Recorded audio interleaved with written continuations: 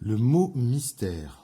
Donc vous voyez que vous avez des petites cases, c'est un peu comme un mot fléché, hein, avec soit des petits dessins, soit des intervalles, etc., etc. Donc on va commencer à remplir. Ici, on a une clé de fa, on a une note.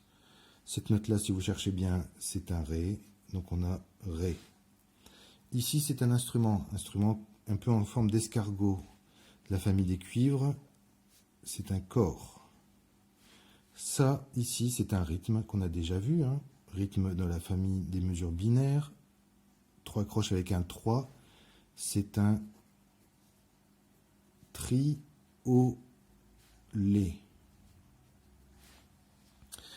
Ici, un rythme tout seul, même pas la peine de la présenter, c'est la croche.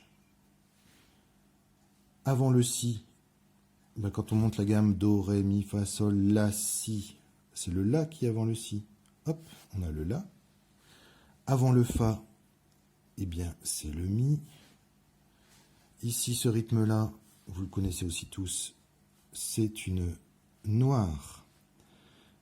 Et là, la note, c'est un si. Il nous reste deux petites choses. Ici, en descendant, ici, un petit peu horizontal. Ce sont des intervalles. Du fa jusqu'au do, je compte sur mes doigts. Fa, c'est 1. Sol, c'est 2. La, c'est 3. Si, c'est 4. Do, c'est 5. Un intervalle de 5 notes. C'est une quinte. La même chose.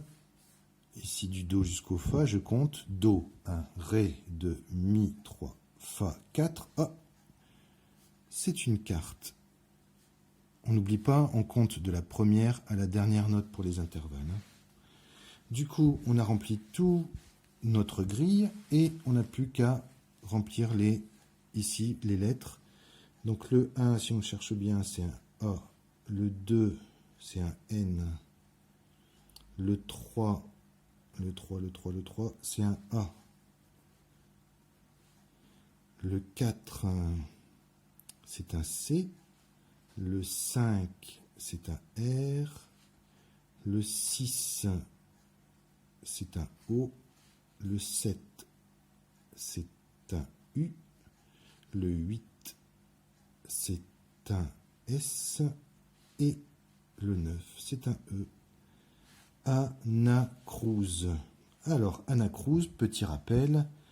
Anacrouse, c'est quand vous avez un morceau et que la première mesure n'est pas complète. Par exemple, une mesure à 4 temps, vous n'avez qu'un seul temps dans la première mesure, ça s'appelle une anacrouse.